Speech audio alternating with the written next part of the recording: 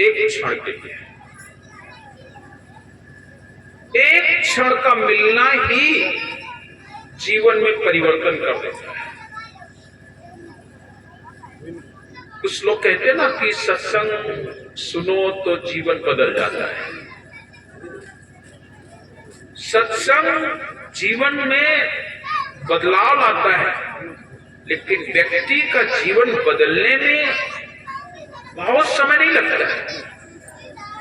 क्षण में जीवन बदलता है। कोई एक शब्द तुम्हारे जीवन में लग गया, हो गया कल्याण।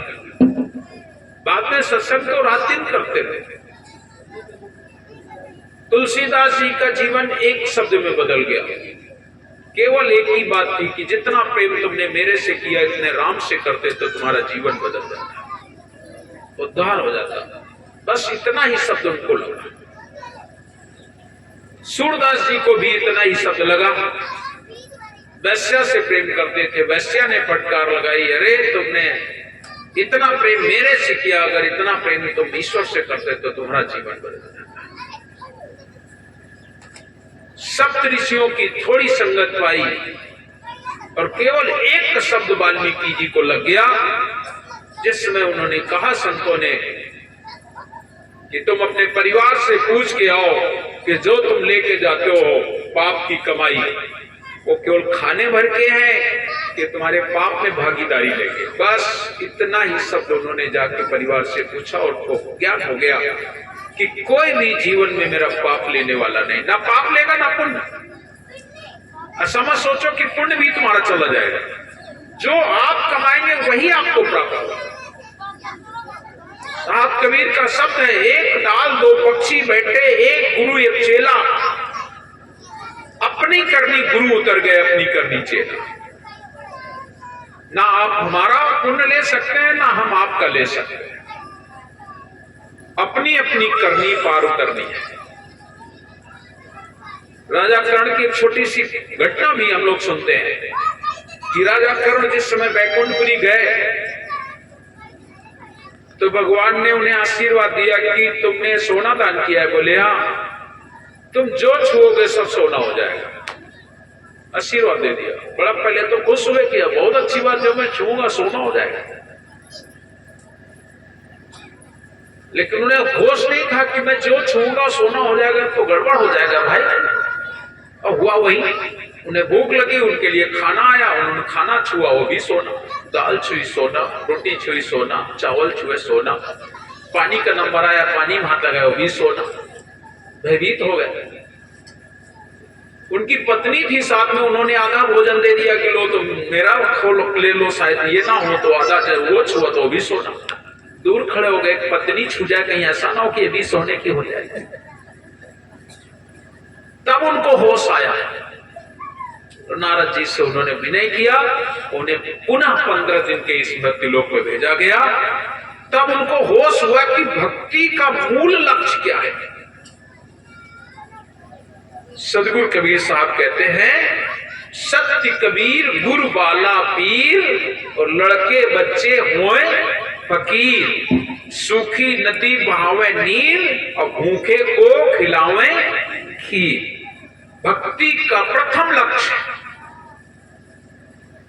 कि भूखे को कुछ दीजिए, यथाशक्ति जो हो ता ऊपर शीतल बचन लखे आत्मा सोए। कबीर कहे पुकार के दो बातें सीख ले, एक साहेब को बंदगी और एक भूखे को कच्छ दे। ये भक्ति का प्रथम लक्ष्य। आप तपस्या कर सकते हो कि नहीं, योग कर सकते हो कि नहीं, संसार में रहते हो, परिवार में रहते हो, खेत खलिहान में काम करते हो, कितना काम कर सकते हो। रात दिन काम काम काम करते हो। भजन कितना हो सकता है।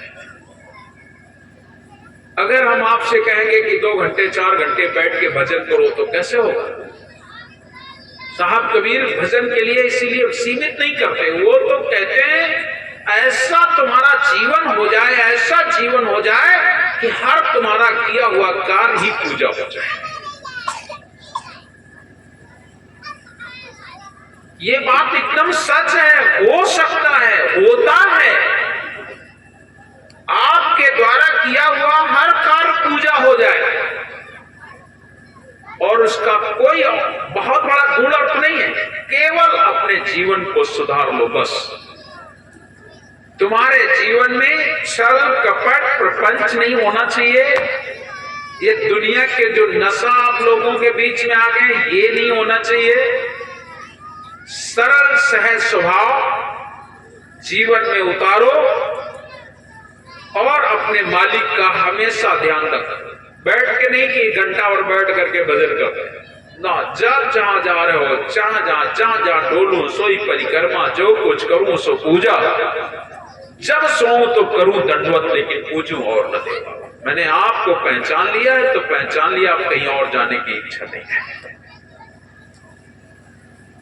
हम कर सकते हैं, आप कर सकते हैं। भक्ति के लिए जो लोग आडंबर बता देते हैं कि 1 घंटे 2 घंटे 4 घंटे बैठना होता है, मैं उनसे पूछता हूं 1 घंटे तो तुमने बैठ के भजन किया और तो 23 घंटे क्या करोगे? प्रपंच चल का पट तो कोई मतलब नहीं हुआ। आपके जीवन में प्रपंच खत्म हुआ, छल कपट खत्म हुआ, भक्ति शुरू, भक्ति शुरू हो गई। भक्ति का हमारा लक्ष्य है हमारा जीवन निर्मल होना, सहज होना, सरल होना। अपने जीवन में भक्ति को लाना है, निर्मलता लाना है और भूखे को भोजन, ये बिल्कुल जीव दया और आत्म पूजा, इससे बड़ी भक्ति नहीं पूजा। भूखे को कष्ट दीजिए, जरूरी नहीं है कि कोई आदमी को ही खिलाओ। अरे पशु पक्षी चिड़ुन कुछ भी चिड़ई मिल जाए, सब कोई को। आपके जीवन में दया जब उमड़ेगी तो दया जब आती है तो ऐसा नहीं होता है कि ये केवल व्यक्ति पर दया किया जाए, कोई छोटे से बच्चे पर, माँ पर, बहन पर, इन पर दया किया। दया माने दया, दया करो। और यही आज हो नहीं पा रहा है, केवल यही नहीं हो पा रहा है। आज व्यक्ति की जीव इतनी बड़ी शैतान हो गई है, वो दुनिया के बहुत सारे जो हमारे भोजन के लिए बनाए गए हैं, उन सब का परित्याग करके वो मांस और अंडे में स्वाद ढूंढ रहा है। केवल इतना ही नहीं कर पा रहा, मांस और अंडे का जो हम त्याग कर दे। इतना प्रकृति ने तुम्हें दिया है, इतना सुंदर भोजन दिया है। पहले तो हमारे संत लोग प्रकृति पर ही आधारित रहते थे, वो तो रोटियां भी नहीं बनाते थे, वो तो जंगल में रहते थे, जो फल फूल मिल गया खा लिए, बस जीवन कटता था।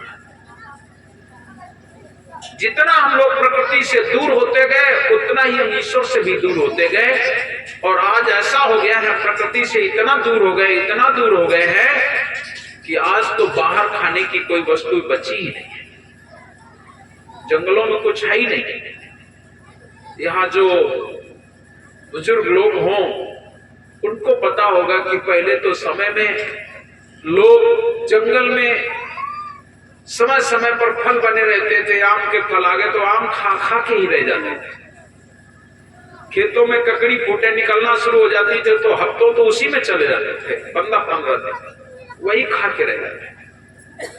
आज जितना तुम्हारे लिए खाने की वस्तुएं बन गई और जितना साधन बना दिया गया, उतना ही हम ईश्वर से दूर होते जा रहे हैं। तो ईश्वर से, परमात्मा से दूर नहीं होना है। भूल नहीं हो, दूर नहीं हो सकते हो, क्योंकि वो तो तुम्हारे अंदर बैठा है।